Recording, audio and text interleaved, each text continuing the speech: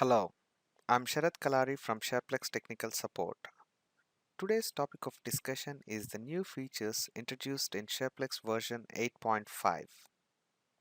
In this video, we'll discuss about the compare repair performance enhancements introduced to speed up the compare process.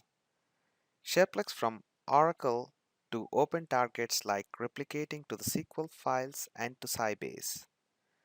Process tracing feature, transaction modeling, and some additional features like secured lob with compression and XML type with binary storage. First, let us take a look at the enhancements in the compare repair process. In SharePlex version 8.5, compare algorithm was enhanced to improve the performance of compare for all SharePlex supported data types. You'll see a significant difference in performance when comparing tables with the lob data. From version 8.5 of SharePlex, in Compare Repair, we started supporting user-defined data types, SDO geometry, and ST geometry data types. There are a couple of command line options like include, threads, and parallelism added to Compare to help improve the way Compare process works and also replaces some existing parameters for Compare. Include option complements the exclude option that is already available in the versions prior to 8.5. This option is very helpful when you want to run a compare on a set of columns instead of running it on the entire table. Threads option lets you set the number of compare repair processing threads at the source system when you run the compare command. Its functionality is similar to spdeq threads parameter, and instead of setting this parameter, you can now compare with the threads option at the command line. Parallelism option allows you to set the parallelism on a query as a select degree of parallelism hint. In SharePlex version 8.5, SharePlex introduces replication from Oracle to open targets. Open Target refers to the ability of SharePlex to replicate data to files and non-Oracle databases. At a high level, SharePlex setup and replication for files is similar to what it is for Oracle with some changes. Before setting up the replication to files, go through the pre-installation checklist and instructions from the install guide. Configuration file entries are similar as in Oracle replication with minor changes in defining the target table name and the target route. Target table name when replicating to a file should be the file name with an exclamation mark, and for the target routing map we just define the target server name. Target configuration should be defined as in the slide. This is mandatory. Switch command is to switch to the next output file, and the output SQL files will be in the WADR OPX folder.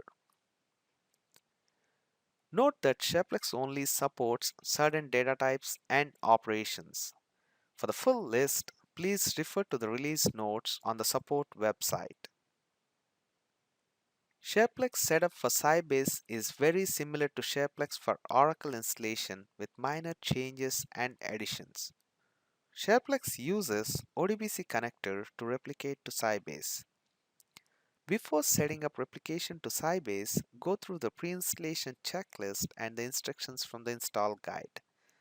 Please note that SharePlex for Sybase requires Oracle libraries for its installation and for it to function. So make sure at least one Oracle client is installed on the target Sybase server. SharePlex replicates all objects listed in the configuration file after its activation. Configuration file entries are similar as in Oracle replication with a change in the target route. In the target routing map, instead of using o.target Oracle SID for Sybase, we use r.sybase database name. Sybase object names are case sensitive. To avoid issues with case sensitivity, use double quotes for the lowercase schema name, table, and column names. Target server setup is slightly different from the source. You don't need to run Aura setup after installation. and SharePlex metadata tables are created during the data replication.